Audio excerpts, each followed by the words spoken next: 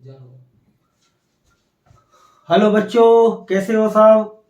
देखो, आज हम लाए हैं एमाइंस का लेक्चर नंबर 3 और आज पढ़ेंगे हम गैब्रियल पिथैलिमाइड सिंथेसिस। पहले मुझे अपने कमेंट बॉक्स में लिख के बताना, क्या मेरी आवाज क्लियर आ रही है आपको? क्या मेरी आवाज क्लियर आ रही है आपको? क्या मैं प्रॉपर आपको दिख रहा हूं? क्या ये बोर्ड आपको दिख रहा है? कमेंट बॉक्स में लिख के दिखाएं, बताएं मुझे। क्या मेरी आवाज क्लियर आ रही है आपको? कोई प्रॉब्लम सुनने में किसी प्रकार की? क्या मैं प्रॉपर आपको दिख रहा हूं? ओके। देखो, आज जो हम पढ़ाएंगे आपको, क्या क्या पढ़ाएंगे पहले उसको बता देता हूं मैं आपको। मैं पढ़ाऊंगा गैब्रियल पिथैलिमाइड सिंथेसिस, जो कि अमाइंस बनाने का ये लास्ट मेथड है। इससे पहले मैं 4 मेथड डिस्कस कर चुका हूं ऑलरेडी, और आज मैं पढ़ाऊंगा गैब्रियल पिथैलिमाइड सिंथेसिस। और मैं आपको कुछ इंपॉर्टेंट फिजिकल प्रॉपर्टीज पढ़ाऊंगा अमाइंस की, और फिर उसके बाद केमिकल प्रॉपर्टीज। बहुत कुछ पढ़ाएंगे हम आपको आज, बहुत कुछ पढ़ाएंगे हम आपको आज, और बहुत ही इंटरेस्टिंग वीडियो होने वाला है ये।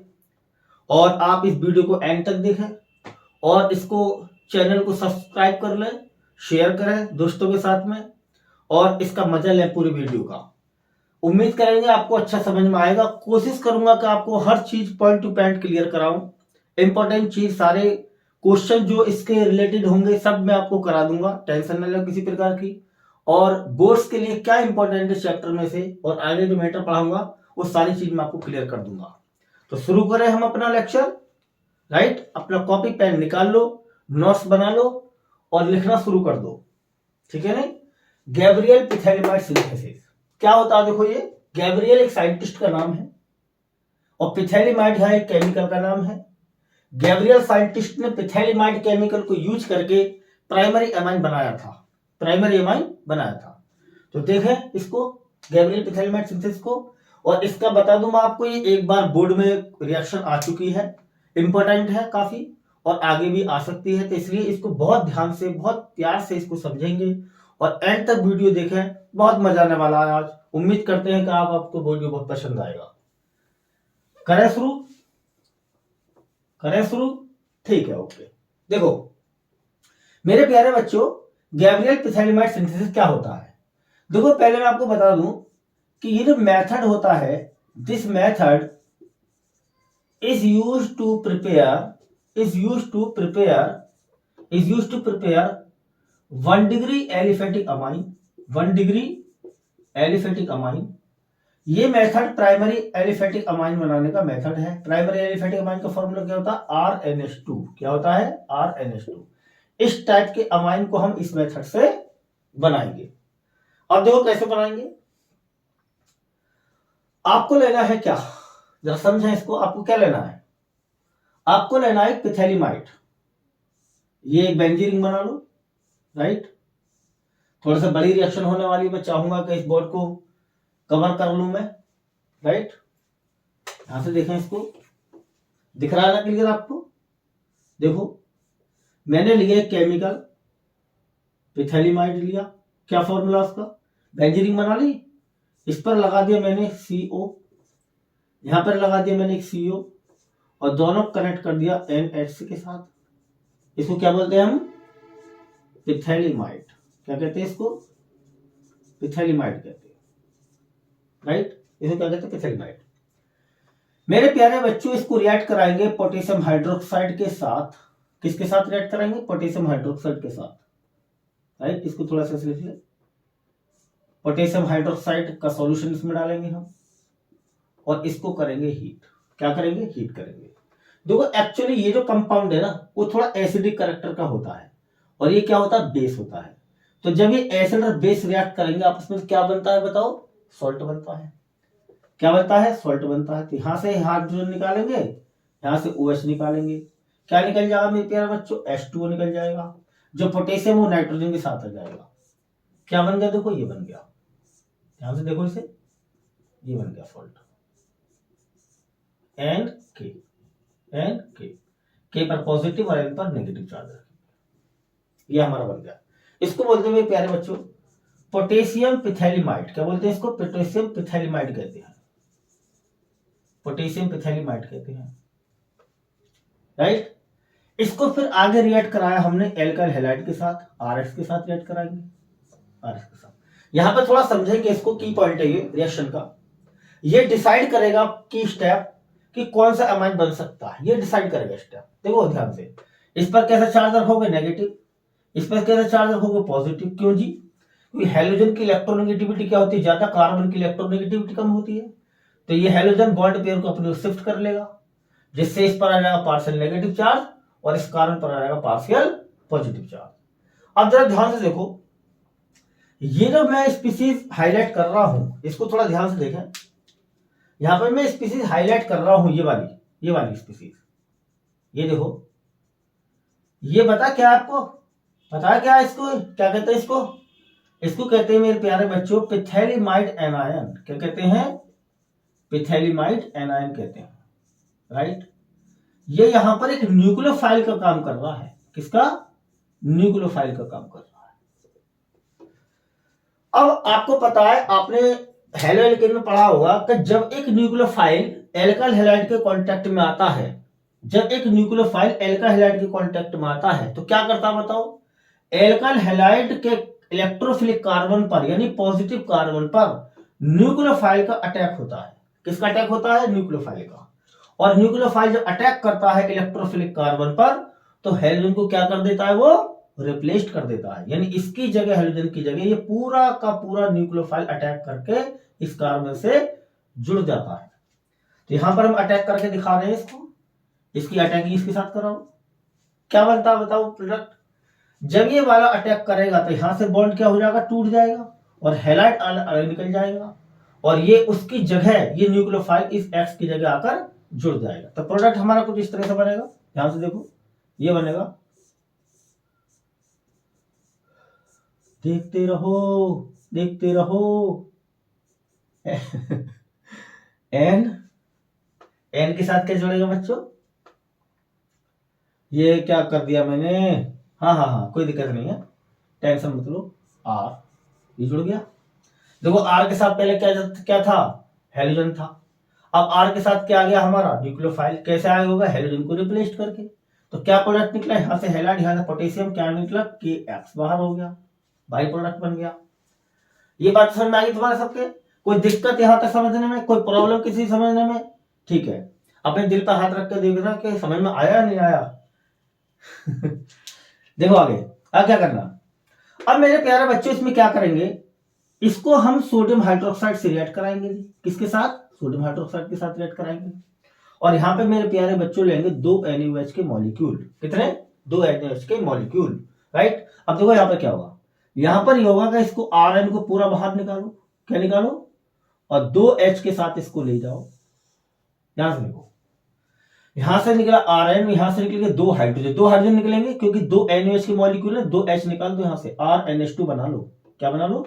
RNH2 प्लस बाई प्रोडक्ट क्या बना? देखो क्या बचा है यहाँ पर, ये बचेगा। यहां से इधर देखो, इधर देख लो भैया, काम का मैटर है ये, राइट। ये बचेगा यहाँ पर क्या बचेगा? 2 NaO।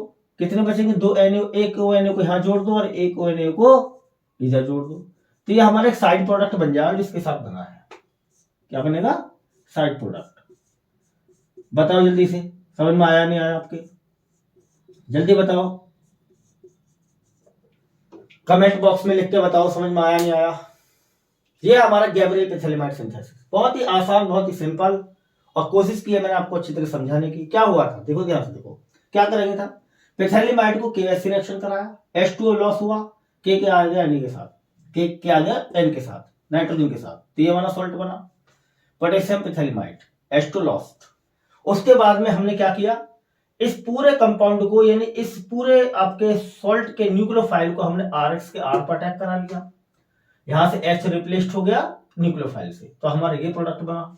उसके बाद में हमने NaOH रिएक्शन करा दी, RNH2 बाहर आ गया, और जो बचा ONA उसको जोड़ दिया हमने दोनों CO के साथ, तो हमारा ये एक रिएक्शन बन गया। इसको बोलते हैं गैब्रियल पिथैलिमाइड सिंथेसिस। बहुत जोर लगाया होगा गैब्रियल ने इसको बनाने में, क्योंकि देखो इतना लंबा रिएक्शन है ये। देखो रिएक्शन को 2-3 बार लिखना। कितनी बार? 2-3 बार लिखना रिएक्शन को, और मैं समझता हूं कि 2 बार या 3 बार लिखने पर ये आराम से समझ में आ जाएगी और ये याद भी हो जाएगी। ना याद हो तो मुझे बता देना, मैं एक बार और कोशिश कर लूंगा याद कराने की। कैसे याद कराऊंगा मैं आपको? आप तो मुझसे बहुत दूर बैठे हो, लेकिन कोई बात नहीं है, मैं आपसे कनेक्ट तो दूर नहीं हूँ, राइट। मैं आपको समझा दूंगा सारी चीजें, टेंशन ना लें आप, ठीक है नहीं। तो ये कहता है हमारा गैब्रियल पिथैलिमाइड सिंथेसिस। बोर्ड के नजरिए से बहुत इंपॉर्टेंट है ये, इसको लर्न करना अच्छे तरीके से, 2-3 बार लिख के देखना। अब मेरे प्यारे बच्चों, क्या इसमें कुछ और भी समझना बाकी है अभी? क्या बिल्कुल बाकी है। अब हमारे क्वेश्चन माइंड में यह आएगा कि भैया इसमें क्या हम एक एलिफेटिक अमाइन प्राइमरी ही बना सकते हैं? क्या हम इससे एरोमेटिक अमाइन नहीं बना सकते? तो गैब्रियल ने कहा है कि भैया ये जो मेथड है केवल प्राइमरी अमाइन बनाने का है, और सॉरी प्राइमरी एलिफेटिक बनाने का है, इससे आप एरोमेटिक अमाइन नहीं बना पाओगे। ये इसका ड्रॉबैक मान लो इस रिएक्शन का। क्या मान लो? ड्रॉबैक। कोई दिक्कत नहीं, लेकिन इसने प्राइमरी एलिफेटिक तो बना दिया, कोई बात नहीं है। अब इससे हमारे क्वेश्चन बनता है, उतार लिया, देख ले, मिटा लिया, इसे मिटा दे, इसे कोई प्रॉब्लम इसमें कुछ नहीं है। आप इसको 2-3 बार वीडियो को रिवर्स करके देखो इसे, ठीक है नहीं। अगर हमारे पिछले मेथड्स आपने नहीं पढ़े हो तो उनको पढ़ लेना, मैंने 2 वीडियो अपलोड कर दी हैं ऑलरेडी, आप उनसे समझ सकते हो पिछले मेथड को, ठीक है नहीं, एमएस बनाने को। देखो, क्या इस मेथड से हम प्राइमरी एरोमेटिक अमाइन बना सकते हैं? तो यहां पे लिखेंगे this method can not be used to prepare. इस मेथड से हम नहीं बना सकते क्या? Aromatic amine. क्या नहीं बना सकते? Aromatic amine. क्यों नहीं बना सकते जी? इसका रीजन भी बताएंगे हम आपको। एरोमेटिक अमाइंस यानी ARNH2 नहीं बना सकते।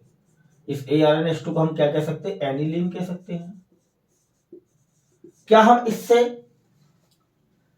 पिथैलिमाइड सिंथेसिस के द्वारा हम इस टाइप के एरोमेटिक अमाइन को जैसे एनिलीन वगैरह नहीं बना सकते? क्यों नहीं बना सकते? जरा ध्यान से देखो।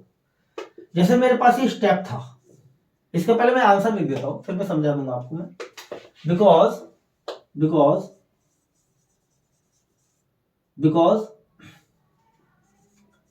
Aryl halides do not give nucleophilic substitution reaction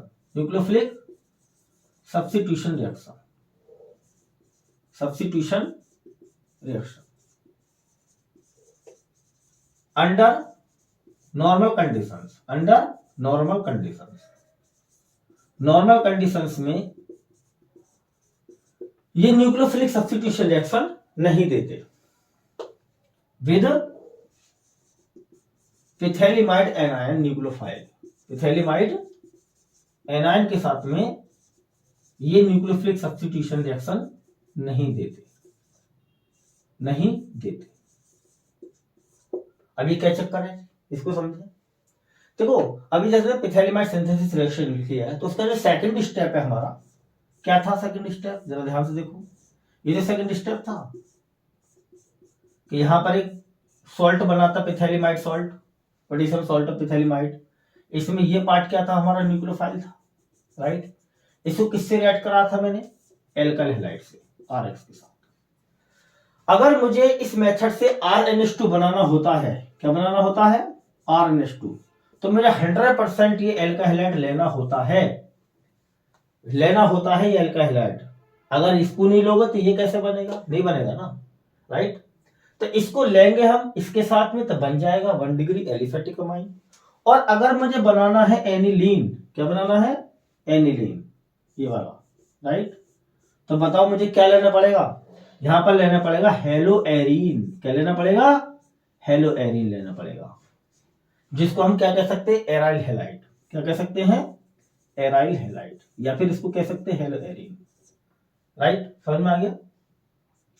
अब आपने पढ़ा है, पहले से ही जानते हो आप ऑलरेडी, कि एराइल हैलाइड्स जो होते हैं वो नॉर्मल कंडीशंस में, देखो ये जो रिएक्शन है ये वाली, ये एक न्यूक्लियोफिलिक सब्स्टिट्यूशन रिएक्शन है। अभी कुछ देर पहले ध्यान से देखो, ये जो स्टेप था ना, ये वाला, ये जो स्टेप था RX, ये कौन से टाइप की रिएक्शन थी पता आपको? जब ये न्यूक्लियोफाइल ने इस कार्बन पर अटैक कर रहा है, न्यूक्लियोफाइल एस को रिप्लेस कर रहा है, तो हमने पढ़ाया था आपको कि जब एक ऑर्गेनिक कंपाउंड से कोई एलिमेंट किसी न्यूक्लियोफाइल के द्वारा रिप्लेस हो तो उसको क्या कहते हैं हम? न्यूक्लियोफिलिक सब्स्टिट्यूशन रिएक्शन कहते हैं। तो ये जो रिएक्शन है ना, ये जो स्टेप है, ये एक न्यूक्लियोफिलिक सब्स्टिट्यूशन रिएक्शन है। इसमें ये वाला जो न्यूक्लियोफाइल है ना, इस कार्बन पर अटैक करके इस हेलोजन को रिप्लेस कर रहा है, सब्स्टिट्यूट कर रहा है। तो जब एक रिएक्शन में एक न्यूक्लियोफाइल किसी कंपाउंड से एलिमेंट को सब्स्टिट्यूट कर देता है तो उसको क्या कहते हैं हम? न्यूक्लियोफिलिक सब्स्टिट्यूशन रिएक्शन कहते हैं। तो ये न्यूक्लियोफिलिक सब्स्टिट्यूशन रिएक्शन चल रही थी, और आपको पता है एल्काइल हैलाइड आसानी से न्यूक्लियोफिलिक सब्स्टिट्यूशन रिएक्शन दे देता है। इस वजह से ये स्टेप चल रहा था और 1 डिग्री अमाइन बन रहा था हमारा। लेकिन अगर मैं इसकी जगह में एक हेलो एरिन ले लेता हूं, क्योंकि मुझे हेलो एरिन क्यों लेना पड़ रहा है यहां पर? क्योंकि मुझे इसे बनाना है ना। देखते हैं कि क्या बनेगा या ना बनेगा, चेक कर लेते हैं। तो जैसे ही देखो यहां पर क्या होगा, जैसे हेलो एरिन को इस कंपाउंड में डालोगे तो ये भैया अटैक करने की कोशिश करेगा इस कार्बन पर, यहां पर अटैक करने की कोशिश करेगा, राइट? क्या ये अटैक करके इस हेलोजन को रिप्लेस कर सकता है? क्या ये बॉन्ड टूट सकता है? नहीं टूटेगा। क्यों नहीं टूटेगा? क्योंकि भैया हेलो एरिन में रिजोनेंस फैक्ट होता है। क्या होता है? रिजोनेंस फैक्ट होता है, और रिजोनेंस फैक्ट की वजह से यहां पर एक partial double bond character develop हो जाता है। जब हम यहां पर इसके हेलो एरिन का रिजोनेंस स्ट्रक्चर बनाते हैं तो हम देखते हैं कि हेलो एरिन में एक partial double bond character develop हो जाता है, यहां इस प्रकार से, राइट? क्या डेवलप हो जाता है? Partial double bond character. जैसे यहां पर डबल बॉन्ड होता है तो न्यूक्लियोफाइल का अटैक आसानी से पॉसिबल नहीं होता, और ये हेलोजन आसानी से रिप्लेस नहीं होता। क्योंकि डबल बॉन्ड कैरेक्टर का मतलब यह है कि यहां पर स्ट्रेंथ ज्यादा होगी बॉन्ड की, जिसकी वजह से न्यूक्लियोफाइल अटैक नहीं कर पाएगा और हेलोजन को रिप्लेस नहीं कर पाएगा, क्योंकि बॉन्ड की स्ट्रेंथ बहुत ज्यादा है, आसानी से बॉन्ड नहीं टूटेगा न्यूक्लियोफाइल के अटैक से। तो जब भैया इसने न्यूक्लियोफाइल ने अटैक नहीं किया, ये बॉन्ड नहीं टूटा, यहां से हेलोजन रिप्लेस नहीं हुआ, तो क्या ये प्रोडक्ट बनना पॉसिबल है? क्या ये आगे प्रोसीड करेगा? नहीं करेगा बिल्कुल भी, राइट? तो इसको समझ लेंगे इस तरह से हम कि एराइल हैलाइड जो होते हैं न्यूक्लियोफिलिक सब्स्टिट्यूशन रिएक्शन नहीं देते हैं नॉर्मल कंडीशंस में, और जब तक न्यूक्लियोफिलिक सब्स्टिट्यूशन रिएक्शन नहीं होगी ये वाली, तब तक आपका कोई भी कंपाउंड आगे फॉर्म नहीं होगा, राइट? तो बस इतना ही ध्यान रखना इसमें कि एराइल हैलाइड्स जो होते हैं यानी हेलो एरिन्स जो होते हैं वो एक न्यूक्लियोफाइल के साथ रिएक्शन नहीं कर पाते आसानी से, या ऐसे कह दो कि जो होता है एराइल हैलाइड जो होता है वो न्यूक्लियोफिलिक सब्स्टिट्यूशन रिएक्शन नहीं देता, इसलिए आपका एरोमेटिक अमाइन नहीं बन पाता। समझ में आ गया होगा आपके? कोई दिक्कत यहां तक? कोई प्रॉब्लम? समझ में आ गया होगा? ठीक है, ओके। तो ये इसका आंसर है, समझ लेंगे इसको ध्यान से, ठीक है? बैठा दें इसको, बहुत बढ़िया, समझना ध्यान से सब चीजों को। अब बच्चों मैंने ये प्रिपरेशन मेथड फिनिश कर दिए हैं, अब मैं आगे चलता हूं, ध्यान से देखो। अब मेरे प्यारे बच्चों में पढ़ाऊंगा आपको फिजिकल प्रॉपर्टीज ऑफ एमाइंस। क्या पढ़ाऊंगा? Physical properties of amines, amines की फिजिकल प्रॉपर्टीज, अमाइंस की फिजिकल प्रॉपर्टीज पढ़ाते हैं। देखो पहली प्रॉपर्टी क्या है? लोअर एमाइंस जो होते हैं वो कैसे होते हैं भैया? लिक्विड्स होते हैं। क्या होते हैं? लिक्विड्स होते हैं, right? And give fishy odour. क्या देते हैं? फिशी ऑड्यूर, मछली जैसी गंध आती है इसमें से। कैसी? मछली जैसी इसमें से स्मेल आती है, राइट? लिक्विड्स है ना, लिक्विड्स हमेशा वेपराइज होते रहते हैं, वेपर छोड़ते रहते हैं गर्मी से, और वेपर्स हमारे नोज तक पहुंचती है तो हमें उसकी स्मेल मिल जाती है कि फिशी ऑडोर है उसमें, अमाइंस में, मछली जैसी गंध आती है इनमें से। सॉलिड अमाइंस जो होते हैं, कौन से? सॉलिड अमाइंस जो कि हायर अमाइंस होंगे। कैसे होंगे? हायर अमाइंस होंगे, हायर अमाइंस। क्या सॉलिड अमाइंस में से कोई फिशी ऑडियो टाइप की आ सकती है? नहीं आ सकती ना, कि सॉलिड है ना, ये सॉलिड सॉलिड तो वेपोराइज नहीं होता है, तो जब वेपोराइज नहीं होगा तो उसमें से कोई स्मेल नहीं आएगी। तो कह सकते हैं कि सॉलिड अमाइंस आर ऑडियोलेस, इनमें से कोई मछली जैसी गंध नहीं आती है, ऑडियोलेस होते हैं। समझ में आ गया? देख लो, लोअर अमाइंस लिक्विड्स होते हैं और उनमें से फिशी ऑर्डर आती है, सॉलिड अमाइंस कलरलेस होते हैं, ऑर्डरलेस होते हैं सॉरी, और इनमें से कोई फिशी ऑर्डर नहीं आती। राइट, पहला पॉइंट क्लियर हो गया। दूसरा पॉइंट देखो, दूसरा पॉइंट क्या है? दूसरा पॉइंट देखो क्या है, सॉल्युबिलिटी का। किसका? सॉल्युबिलिटी का।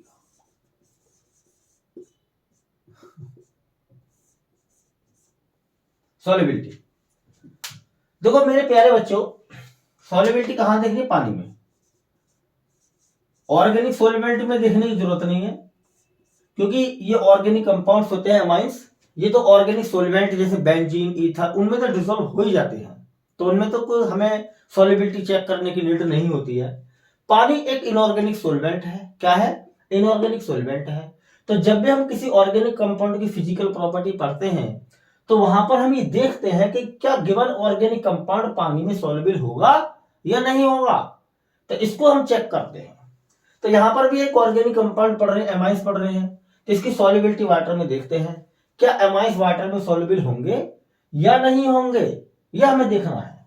तो देखो कैसे पता करेंगे। स्टेटमेंट ये आ रहा है कि लोअर एलिफेटिक अमाइन जो होते हैं, कौन से?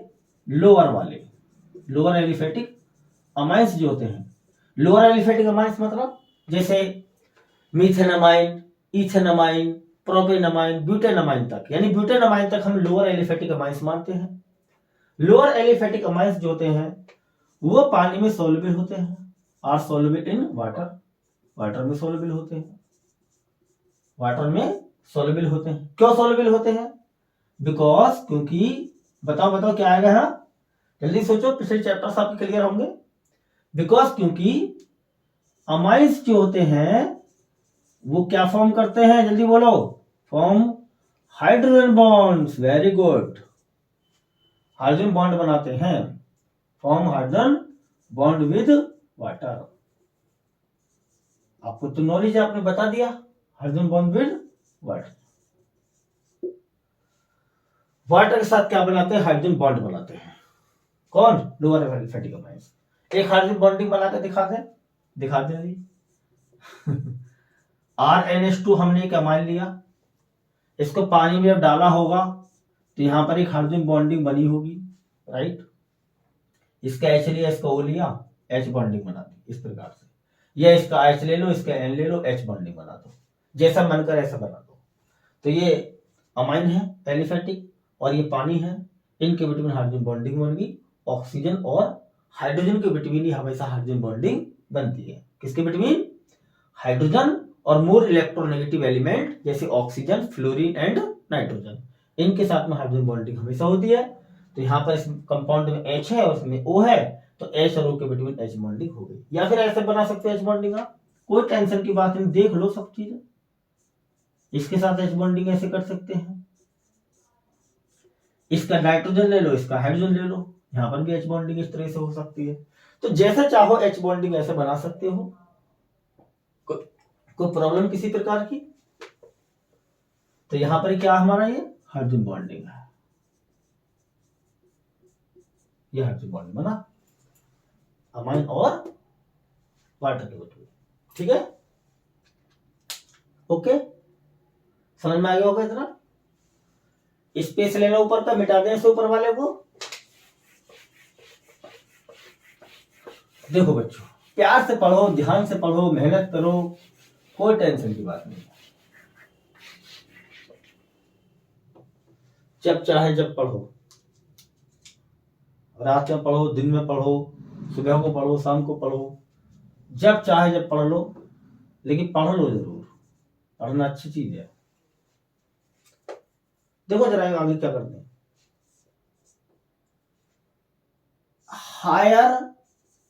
Higher aliphatic amines, higher aliphatic amines are, या इसको हम इस तरह से लिख लें, थोड़ा सा अच्छा रहेगा, as carbon chain in amine, carbon chain in amine, जैसे जैसे कार्बन चेन बढ़ती है एमाइन में, carbon chain in amine increases, जैसे जैसे कार्बन की चेन बढ़ेगी अमाइन में, राइट, तो क्या होगा मेरे प्यारे बच्चों, देयर सोल्युबिलिटी इन वाटर, पानी में उनकी सोल्युबिलिटी क्या होने लगेगी, डिक्रीज होने लगती है। तो कह सकते हैं हम, दैट इज, कह सकते हैं हम, जो हायर अमाइंस होते हैं, क्या होते हैं, हायर एलिफेटिक अमाइंस होते हैं, हायर एलिफेटिक अमाइंस होते हैं, आर इनसॉल्युबल इन वाटर, तो पानी में सॉल्युबल नहीं होते, इनसॉल्युबल इन वाटर। रीजन बता दे इसका, क्यों नहीं होते सॉल्युबल पानी में, क्यों नहीं सॉल्युबल होते पानी में, रीजन बता दें इसका। चलो रीजन देख लो, रीजन क्या होता है, बिकॉज, क्योंकि इन हायर अमाइंस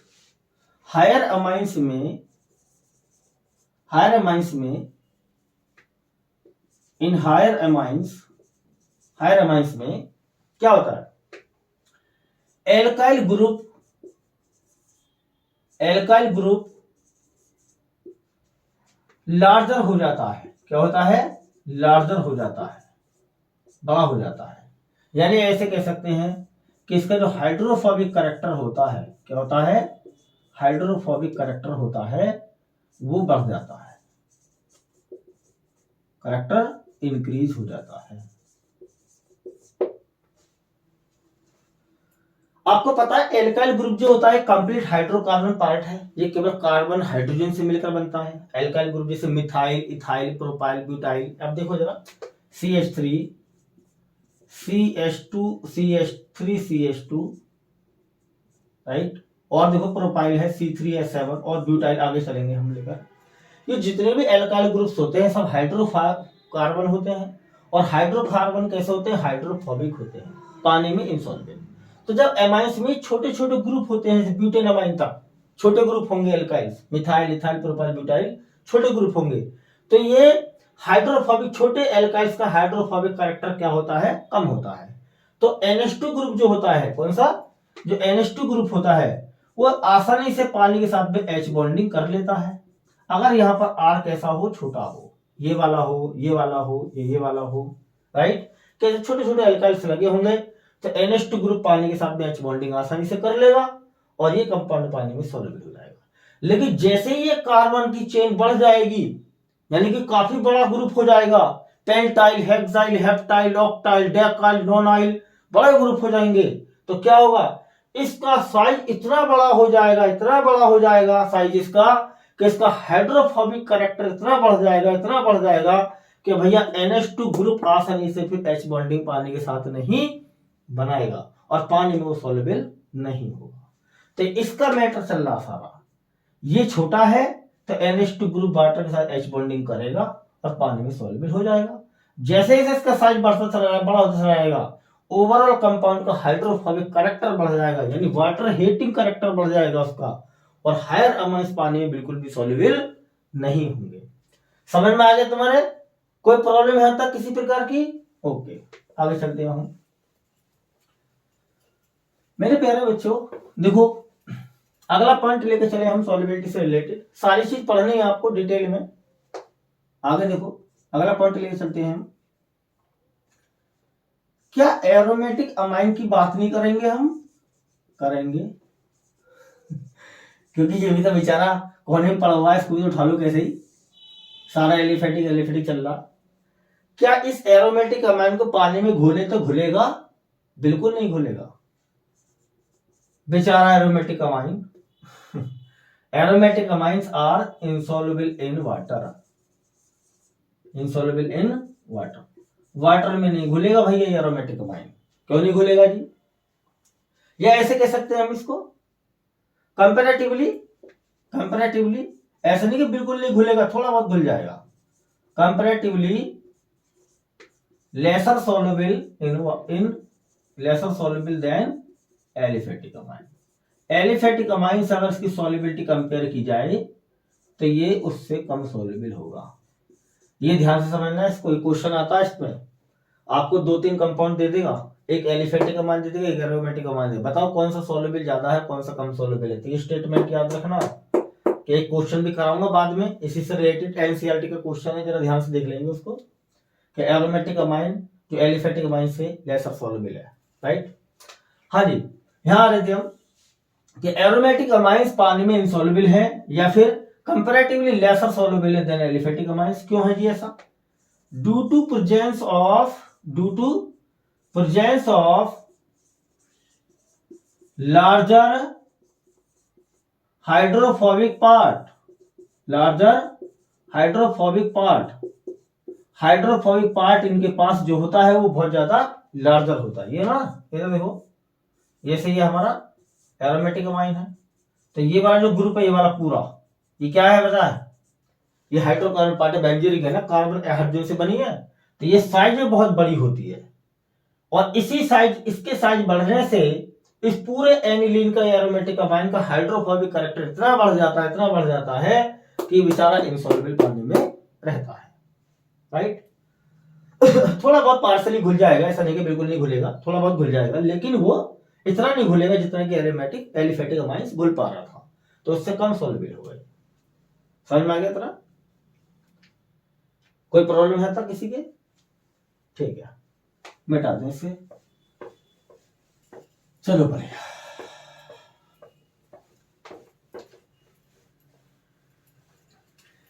मेरे प्यार से तुम अट्रैक्ट हो जाओगे। बेकार की बात है सब, गाने बाने। अपने पढ़ाई पे ध्यान दो। देखो क्या करता हूं आगे। एक पॉइंट बनाया हमने, क्या है पॉइंट? ये है मेरे प्यारे बच्चों कि अगर मेरे पास में एक एल्कोहल हो और एक मेरे पास में एमाइन हो, क्या दिया हो? एक एल्कोहल दिया हो और एक मेरे पास में एमाइन दिया हो, एक एल्कोहल दिया हो और एक मेरे पास एमाइन दिया हो। अब पूछ रहा है कि इन दोनों, हाँ, अब दोनों का मास कंपेरेबल हो। क्या हो? कंपेरेबल मॉलिक्यूलर मास, लगभग बराबर मॉलिक्यूलर मास हो, कंपेरेबल मॉलिक्यूलर मास। दो बराबर मॉलिक्यूलर मास वाले मेरे पास दो कंपाउंड है, एक तो एल्कोहल है एक अमाइन है। आपसे पूछ लिया कि बताओ इनमें से कौन सा ज्यादा सॉल्युबल होगा पानी में। बताओ, मैटर फंस गया क्या? देखो कैसे बनाएंगे इसको, कैसे समझेंगे इसको। कुछ आइडिया दिमाग में कि मेरे पास एक एल्कोहल एक अमाइन है, कौन सा ज्यादा सॉल्युबल होगा? कुछ आइडिया? ठीक है, अगर आइडिया हो माइंड में तो अपने पास रख लेना और देख लेना मैच करके क्या आ रहा। देखो ध्यान से, देखो मेरे प्यारे बच्चों, एल्कोहल जो होता है इज मोर सॉल्युबल। एल्कोहल पानी में ज्यादा सॉल्युबल होगा than amine in water, than amine. Alcohol जो वो अमाइन से ज्यादा सॉल्युबल होगा पानी में ऑफ कंपेरेबल मॉलिक्यूलर मास, बराबर, लगभग बराबर मोलर मास वाले। अगर मेरे पास दो कंपाउंड हैं, एक एल्कोहल एक अमाइन, तो उसमें से एल्कोहल ज्यादा सॉल्युबल होगा पानी में।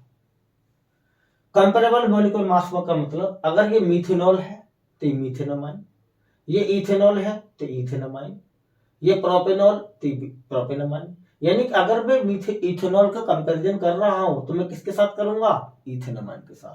मिथेनॉल कर रहा हूं तो मीथेन अमाइन के साथ करूंगा। ऐसा क्यों? क्योंकि बराबर मास हो जाएगा ना, मिथेनॉल का और मीथेन अमाइन का मास लगभग कंपेरेबल हो जाएगा, लगभग बराबर। ऐसे नहीं लेना एक ले लिया मिथेनॉल एक ले लिया डेकेनमाइन, डिफरेंस ज्यादा है ना, तो उसमें थोड़ी गड़बड़ आ जाएगी। तो यहां पर आपको लगभग बराबर मोलर मास वाले कंपाउंड उठाने हैं, राइट। क्या रीजन है इसका? रीजन लिख लें इसका। रीजन ये है मेरे प्यारे बच्चों, बिकॉज, क्योंकि इलेक्ट्रोनेगेटिविटी का मैटर आ गया। किसका आ गया? Electronegativity of oxygen atom is greater than nitrogen. Nitrogen से ज्यादा ऑक्सीजन की इलेक्ट्रोनेगेटिविटी होती है। क्या होती है? इलेक्ट्रोनेगेटिविटी होती है। जैसे ये आया हमने, ये एल्कोहल है, ये मेरे पास में एमाइन है, राइट। इसने भी पानी के साथ H बॉन्ड बनाया, दोनों हाइड्रोजन बॉन्ड बना रहे हैं। तुम कहोगे जब दोनों ही H बॉन्डिंग कर रहे हैं तो भैया सॉल्युबल तो दोनों ही होंगे तो दोनों ही सॉल्युबल। लेकिन ये देखना है कि सॉल्युबल कम कौन सा होगा और ज्यादा कौन सा होगा। होंगे सॉल्युबल दोनों ही, क्योंकि दोनों हाइड्रोजन बॉन्डिंग कर रहे हैं, दोनों हाइड्रोजन बॉन्डिंग। लेकिन ये बता रहे हैं कौन सा कम कौन सा ज्यादा सॉल्युबल होगा। तो यहां पर जो ये एलिमेंट लगा है, ये वाला ऑक्सीजन, और यहाँ जो नाइट्रोजन लगा है, इनकी इलेक्ट्रोनेगेटिविटी कंपेयर करेंगे। समझ में आ गया? ऑक्सीजन जो होता है वो ज्यादा इलेक्ट्रोनेगेटिव होता है नाइट्रोजन से। आपने पढ़ा ना, ऑक्सीजन आता 16 ग्रुप में और नाइट्रोजन आता 15 ग्रुप में, राइट। उल्टा लिख रहा हूं मैं नाइट्रोजन आता 15 ग्रुप में, ऑक्सीजन आता 16 ग्रुप में। और हमने लेफ्ट टू राइट क्या पढ़ा है कि लेफ्ट टू राइट चलने पर किसी पीरियड में इलेक्ट्रोनेगेटिविटी क्या होती है? इंक्रीज होती है, क्योंकि एटॉमिक साइज डिक्रीज होता है। तो oxygen more electronegative than nitrogen, right. ये मोर इलेक्ट्रोनेगेटिव होगा। तो भैया जब ऑक्सीजन ज्यादा इलेक्ट्रोनेगेटिव होगा तो ये बॉन्ड को ज्यादा पोलराइज करेगा। क्या करेगा? ज्यादा पोलराइज करेगा, बहुत तेजी से जल्दी इलेक्ट्रॉन को खींच लेगा अपनी तरफ। तो कह सकते हैं कि ये जो OH बॉन्ड होगा वो मोर पोलर होगा। क्या होगा? मोर पोलर होगा। जो OH बॉन्ड है ना, वो ज्यादा पोलर होता है, क्योंकि ऑक्सीजन की इलेक्ट्रोनेगेटिविटी ज्यादा है और N की इलेक्ट्रोनेगेटिविटी कंपैरेटिवली नाइट्रोजन के वो कम होती है। तो NH बॉन्ड क्या होता है? Less polar. और जितना OH बॉन्ड मोर पोलर होगा उतना वाटर के साथ में जल्दी जल्दी और ज्यादा ताकतवर H बॉन्डिंग कर लेगा और जल्दी जल्दी पानी में डिसॉल्व हो जाएगा। NH बॉन्ड की पोलैरिटी कम है कंपेयर टू OH बॉन्ड, क्योंकि N की इलेक्ट्रोनेगेटिविटी कम है। यहाँ पोलैरिटी कम होगी बॉन्ड में थोड़ी सी। नाइट्रोजन ज्यादा तेजी से इलेक्ट्रॉन पेयर को नहीं खींच पाएगा ज्यादा तेजी से अपनी तरफ, और कंपेयर टू नाइट्रोजन, ऑक्सीजन। और NH बॉन्ड की पोलैरिटी थोड़ी सी कम रहेगी, जिससे कि यहाँ पर H बॉन्डिंग जो होगी वो ज्यादा स्ट्रॉन्ग और ज्यादा अच्छी नहीं बन पाई compare to between alcohol and water. इसलिए थोड़ा सा ही कम सॉल्युबल होगा, ये ज्यादा सॉल्युबल होगा। ऐसा क्वेश्चन भी पूछ लेता है, राइट। क्वेश्चन करा दें जितना मैंने पढ़ाया, ये देख लिया। चलो यहां पर देखो, एक क्वेश्चन कराते हैं हम आपको एनसीईआरटी का। एनसीईआरटी क्वेश्चन कराते हैं, देखो एक क्वेश्चन करा देते हैं एनसीईआरटी का, क्लियर हो जाएगा। और तुम्हारा arrange the following compounds, in compounds को अरेंज करो। Arrange following compounds in increasing order of their solubility, increasing order of their solubility in water, in water। एक क्वेश्चन कराया हमने इस तरह का कि इन कंपाउंड्स को सॉल्युबिलिटी के इंक्रीजिंग ऑर्डर में लगाओ पानी में। क्वेश्चन दिए हैं इस तरह के, एक दिया मेरे पास में इथेनाइमाइन, राइट, और एक दिया मेरे C6H5NH2, और एक दिया मेरे पास इथेनॉल। आगे होगा माइंड में देखो ये मेरे प्यारे बच्चे पता क्या, ये एनिलीन है। इसको हम ये जो रखा है C6H5, इसको हम बेंजीन को रूप में लिख सकते हैं इस तरह से, ऐसे करके 6 कार्बन रिंग में, और हर कार्बन पे क्या होगा? एक हाइड्रोजन होगा। तो इसका नीचे वाला ग्रुप क्या बन गया आपका? 1 2 3 4 5 6 कार्बन और 5 हाइड्रोजन, यानी कि C6H5। बातें की है, ये बेंजीन, राइट। अब जरा ध्यान से देखो, ये क्या हमारा एलिफेटिक अमाइन है, क्या ये एलिफेटिक अमाइन, और ये क्या हमारा एरोमेटिक अमाइन है, और ये क्या हमारा एल्कोहल है। तो हमने पढ़ा ना एल्कोहल की जो सॉल्युबिलिटी होती है पानी में वो एमाइन से सबसे हायर होती है। तो मोस्ट सॉल्युबल ये होगा इन तीनों में, क्या होगा? Most soluble. अगर इंक्रीजिंग ऑर्डर कह रहा है तो सबसे एंड में ये लगाओगे, सबसे मोर सॉल्युबल है ना। अब इन दोनों में से इससे ज्यादा इथेनॉल से कम सोल्यूबल होंगे ये दोनों, क्योंकि दोनों अमाइन है। अब इन दोनों में भी देखा जाए कौन सा कम सोल्यूबल कौन सा ज्यादा सोल्यूबल, बताओ जल्दी सोच के, जल्दी बोलो। एनिलीन वो सॉरी एरोमेटिक अमाइन, एनिलीन कुछ भी कह दो, एरोमेटिक अमाइन एलिफेटिक अमाइन नहीं है RNH2, इससे कम सोल्यूबल होगा, राइट, अभी पढ़ाया मैंने आपको। तो इसकी सॉल्युबिलिटी सबसे कम होगी, सबसे पहले यही आएगा,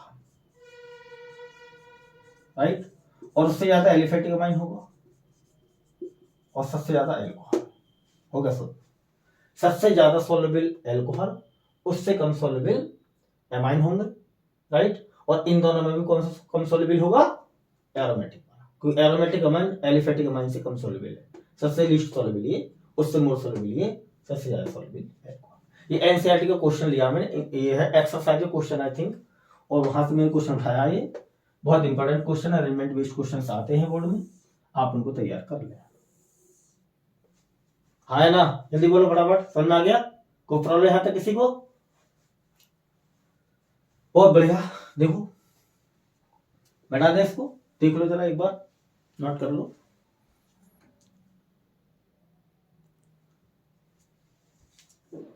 मिटा दें, ठीक है।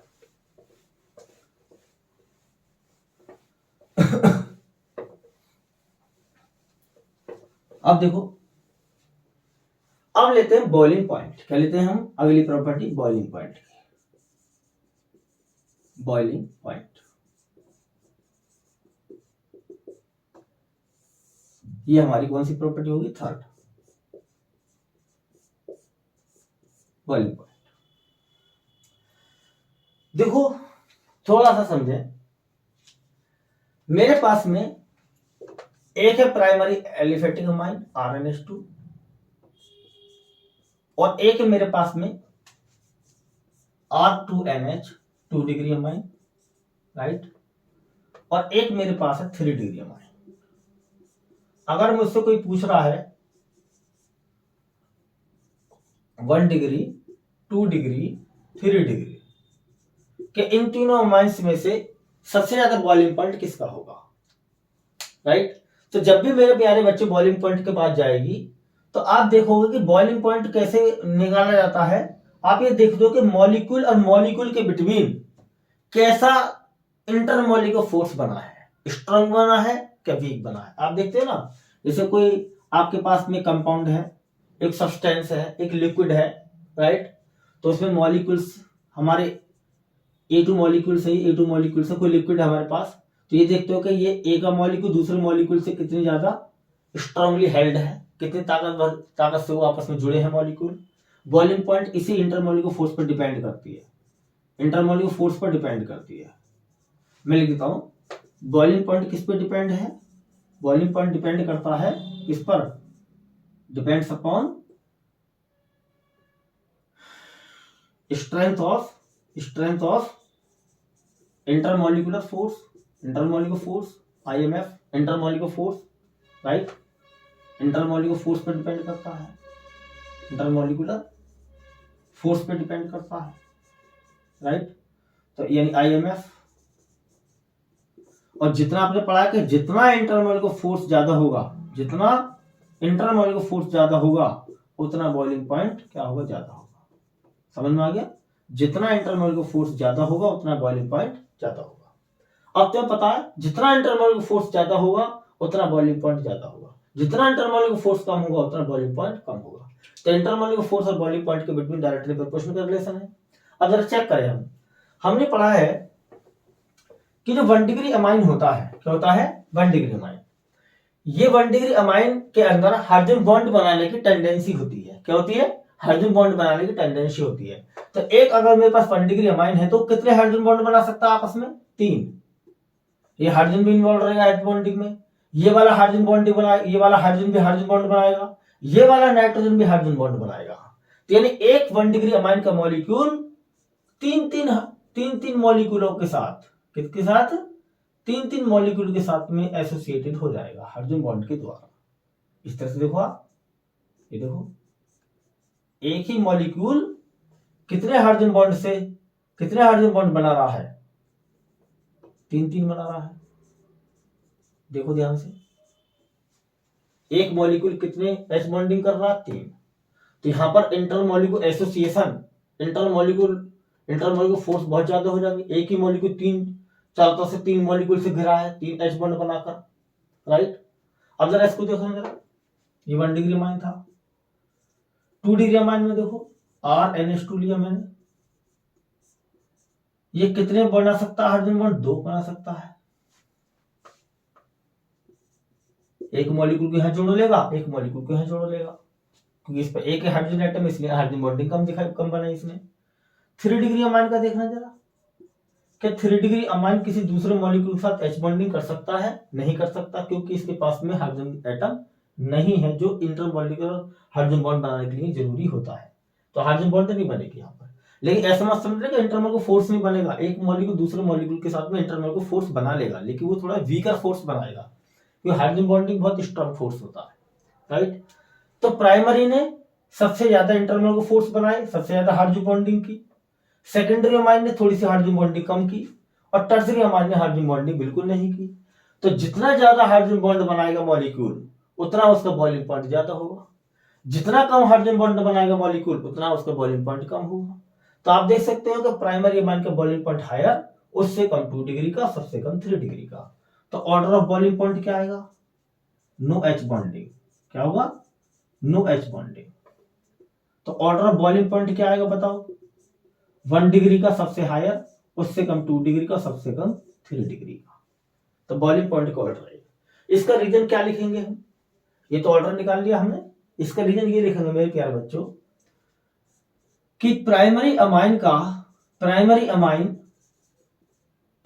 Amine have highest boiling point. क्या रखता है? ये इसको ऐसे लिखे हम, सही तरीके से लिख रहा हूं मैं आपको। Boiling point of 1 degree amine, 1 degree amine का बॉइलिंग पॉइंट हायर होगा। क्या होगा? हायर होगा, due to presence of more H bonding. H bonding क्यों है ज्यादा? Due to presence of 2H atoms on nitrogen atom compare to 2 degree and 3 degree amine. भाई इतना लिखना है, बात देख लो जरा। तो बॉइलिंग पॉइंट प्राइमरी का सबसे ज्यादा, उससे कम 2 डिग्री का, सबसे कम 3 डिग्री का। बहुत बढ़िया, देख लें जरा इसको। आई होप समझ में आ रहा सबके? कोई दिक्कत यहां तक किसी प्रकार की, कोई प्रॉब्लम यहां तक किसी प्रकार की मेरे प्यारे बच्चों को? नहीं ना, बिल्कुल ओके। मिटा दें।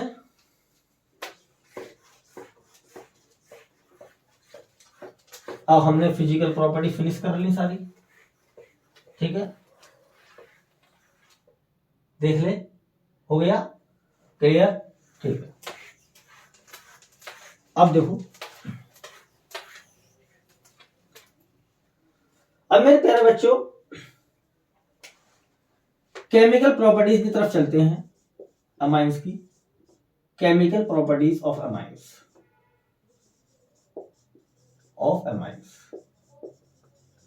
पहले मैं लिस्ट बना लेता हूं कौन कौन सी केमिकल प्रॉपर्टीज पढ़नी है अमाइंस की। देखो ध्यान से, एक पढ़नी है आपको कार्बाइल एमाइड रिएक्शन। क्या पढ़नी है? कार्बाइल एमाइड रिएक्शन पढ़नी है, जिसको हम क्या कह सकते हैं? आइसोसाइनाइड रिएक्शन भी कह सकते हैं। क्या कह सकते हैं? आइसोसाइनाइड रिएक्शन कह सकते हैं, ठीक है। अभी जो मैं पिछला पढ़ाया था ना बॉइलिंग पॉइंट से रिलेटेड क्वेश्चन, उसका ध्यान रख लेना। बॉइलिंग पॉइंट से रिलेटेड क्वेश्चन आते हैं बोर्ड में, उसका करा दूंगा मैं, एक आध क्वेश्चन आ गया आपको। कार्बाइल एमाइड रिएक्शन या आइसोसाइनाइड रिएक्शन, ठीक है।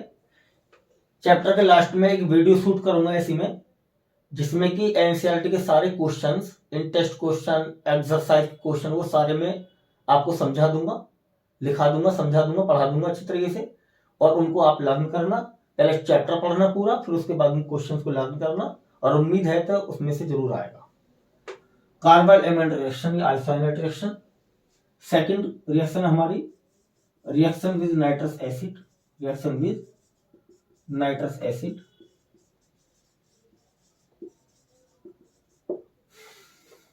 थर्ड रिएक्शन है हमारी हिंजवर्क्स रिजेंट के साथ reaction, reaction with Hinsberg reagent, Hinsberg reagent के साथ रिएक्शन, राइट। फोर्थ रिएक्शन है हमारी एल्काइलेशन,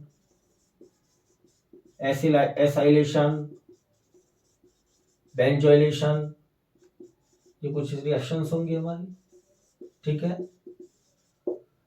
फिफ्थ रिएक्शन है हमारी बेसिक कैरेक्टर ऑफ अमाइन। क्या है? बेसिक कैरेक्टर ऑफ अमाइन है।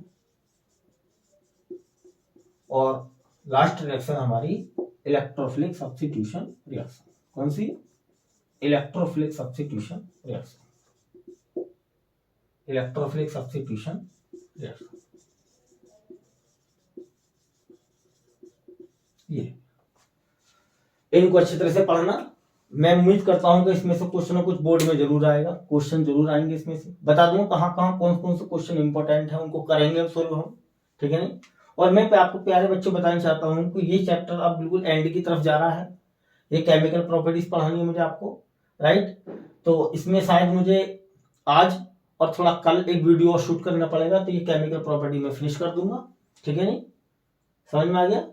तो स्टार्ट करें। पहली रिएक्शन कार्बन एमाइड रिएक्शन। क्या होती है इसको देखो, ये 6 रिएक्शन है हमारी, इंपॉर्टेंट रिएक्शन है, इसको थोड़ा फोकस करना, ध्यान से पढ़ना, इनको समझ में ना आए बता देना मुझे, बेटा दे इसको।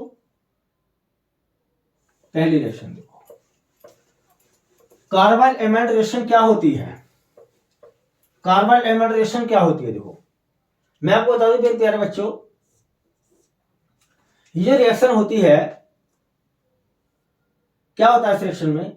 इन दिस रिएक्शन, इस रिएक्शन में, प्यार से पढ़ो इसको, इस रिएक्शन में 1 डिग्री जो एमाइन होता है, चाहे वो आपका एलिफेटिक हो, चाहे वो आपका एरोमेटिक हो, कैसा ही भी हो, 1 डिग्री होना चाहिए। कैसा होना चाहिए? 1 डिग्री। इस रिएक्शन में क्या करते हैं, प्राइमरी एमाइन को रिएक्ट कराया जाता है, किसके साथ जी? क्लोरोफॉर्म के साथ। किसके साथ में? क्लोरोफॉर्म के साथ रिएक्शन कराते हैं, एंड पोटेशियम हाइड्रोक्साइड के साथ रिएक्शन कराते हैं। और क्या बनता है इसमें? क्या फॉर्म होता है इसमें? आइसोसाइनाइड। क्या फॉर्म होता है? आइसोसाइनाइड गैस फॉर्म होती है, जो कि एक जहरीली गैस है, पॉइजनस गैस है। कैसी गैस है? पॉइजनस गैस है। रिएक्शन लिख लें इसकी। रिएक्शन देखो, यहां पे लिया मैंने एक एरोमेटिक अमाइन या एलिफेटिक अमाइन, जिसका जनरल फॉर्मूला क्या हुआ? आर या ArNH2, आर या ArNH2, ये लिया हमने। NH2 ग्रुप आर से कनेक्ट कर दो या AR से कनेक्ट कर दो। NH2 ग्रुप को आर से कनेक्ट करोगे तो एलिफेटिक अमाइन बनेगा, AR से कनेक्ट करोगे तो एरोमेटिक अमाइन बनेगा। क्या करना है इसको रिएक्ट कराना क्लोरोफॉर्म के साथ, जिसका फॉर्मूला होता है CH Cl3, और इसको रिएक्ट कराना पोटेशियम हाइड्रोक्साइड के साथ, मिश्रण करना गर्म। ये क्लोरोफॉर्म है। क्या है ये? क्लोरोफॉर्म। और ये क्या हमारा? पोटेशियम हाइड्रोक्साइड है। तो क्या होगा देखो, जैसी रिएक्शन होगी तो इस NH2 ग्रुप कन्वर्ट होगा आइसोसाइनाइड में। किसमें? आइसोसाइनाइड में। आइसोसाइनाइड क्या होता है? NC। क्या होता है? NC। ये इसको कहते हैं आइसोसाइनाइड। CN क्या होता है? साइनाइड। और NC क्या होता है? आइसोसाइनाइड। अगर CN का कार्बन एल्काइल से कनेक्ट है तो साइनाइड, और CN का नाइट्रोजन एल्काइल से कनेक्ट है तो आइसोसाइनाइड। समझ में आ गया सबके? ये क्या हमारा? आइसोसाइनाइड है। आइसोसाइनाइड क्या है? ये आइसोसाइनाइड एक गैस होती है, राइट। Isocyanide gas. और कैसी गैस होती है भैया? पॉइजनस। कैसी होती है? पॉइजनस।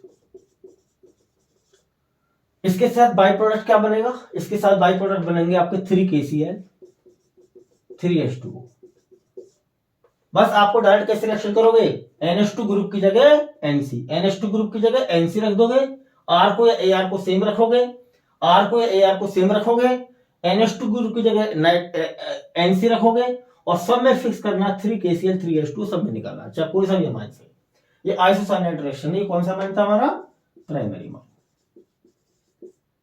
अमाइन था, राइट। ये आइसोसाइनाइड रिएक्शन है। और अगर मैं 2 डिग्री अमाइन या 3 डिग्री अमाइन लेता हूं तो वो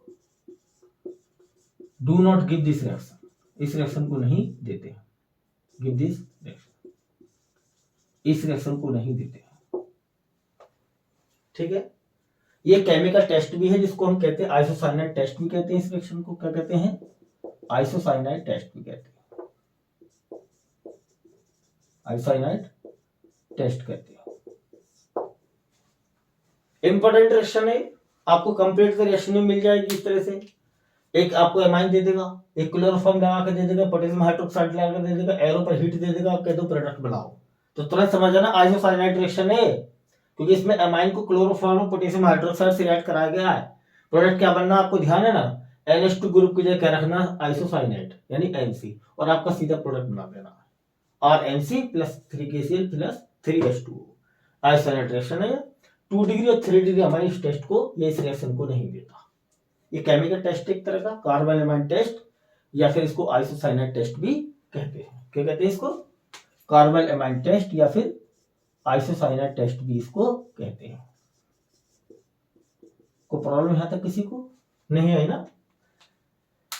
एक क्वेश्चन कर ले आइसोसाइनाइड टेस्ट से रिलेटेड, एक क्वेश्चन कर ले, देखो मिटा दे इसको, देख लो जरा इसे।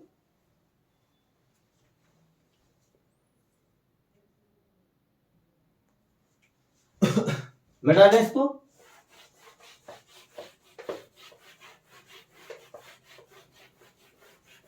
एक क्वेश्चन कर ले इसके ऊपर।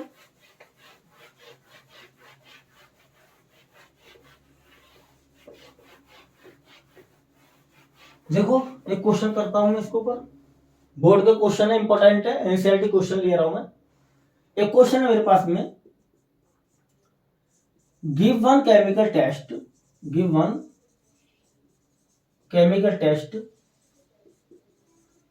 कार्बन एमाइन रिएक्शन पे जो क्वेश्चन आता है किस तरह का आता है? एक केमिकल टेस्ट से रिलेटेड क्वेश्चन आता है, इसको ध्यान से देखें जरा हम। Given chemical test to differentiate या to distinguish between following pair of compound, following pair of compound, pair of compound, following pair of compound. Compound का पेयर मिला है इथेन एमाइन, क्या मिला है? Ethane amine and N methyl aniline, N methyl ethane amine.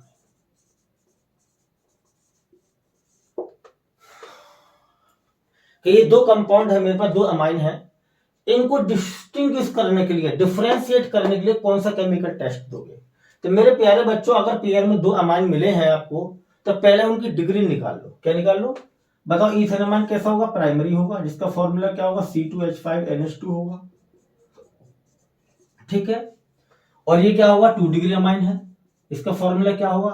N के साथ में, sorry, ethane amine NH, secondary amine में NH लगाते हैं, CH2CH3, और इसके साथ लगा दिया हमने CH3, ये होगा 2 डिग्री अमाइन।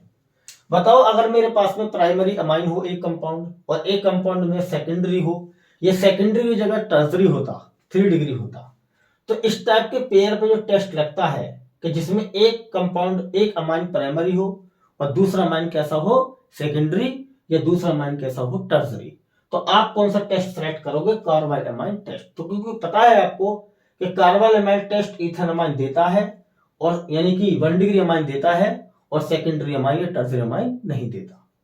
तब एक टेस्ट ट्यूब लोगे आप, एक टेस्ट ट्यूब ले लो, और इस टेस्ट ट्यूब में एक अमाइन भर लो आप, इस तरह से भर लो, और उसमें सर डाल दो क्लोरोफॉर्म एंड पोटेशियम हाइड्रोक्साइड का सॉल्यूशन डाल दो।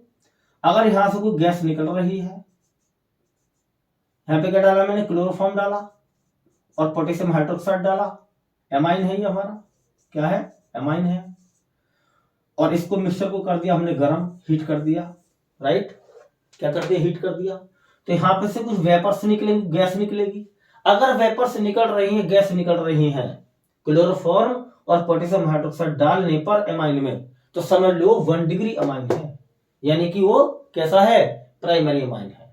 यानी कि प्राइमरी अमाइन जो भी होगा वही होगा इसमें प्राइमरी अमाइन इथेनामाइन है तो इथेनामाइन ही होगा ये, यानी primary amine it means, right.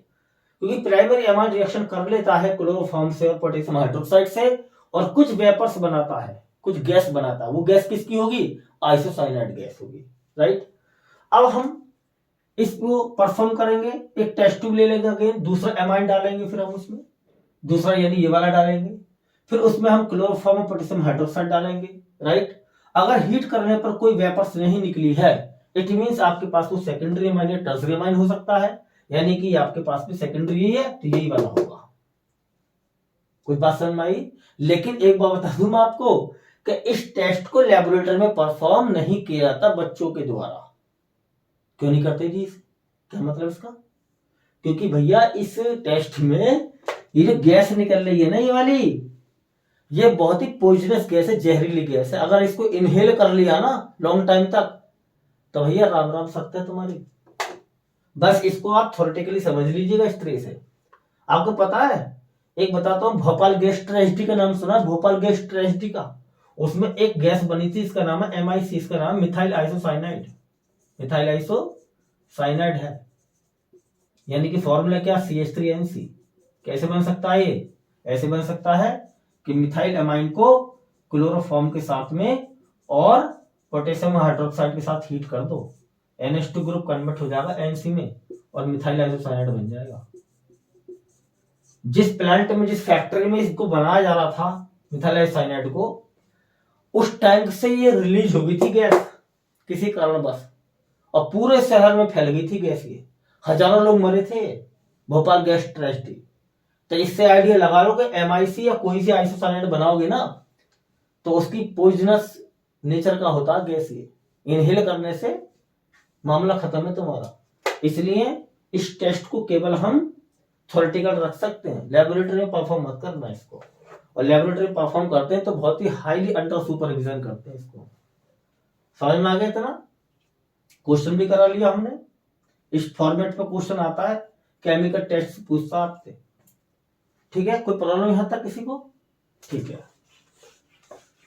तो मेरे प्यारे बच्चों, आज मैं अपने वीडियो को यहीं पर ही फिनिश करता हूं, राइट। अब ये टॉपिक खत्म हो गया हमारा, क्योंकि वीडियो की लेंथ काफी बढ़ रही थी। अब मैं कल आपको बाकी केमिकल प्रॉपर्टीज पढ़ाऊंगा, राइट। और आई होप ये आपको समझ में आ गया होगा। चैनल अगर हमारा अब तक सब्सक्राइब नहीं किया है तो उसको सब्सक्राइब कर लें, ताकि आने वाली वीडियोस आपको मिलती रहें। तब तक के लिए गुड बाय, जय हिंद।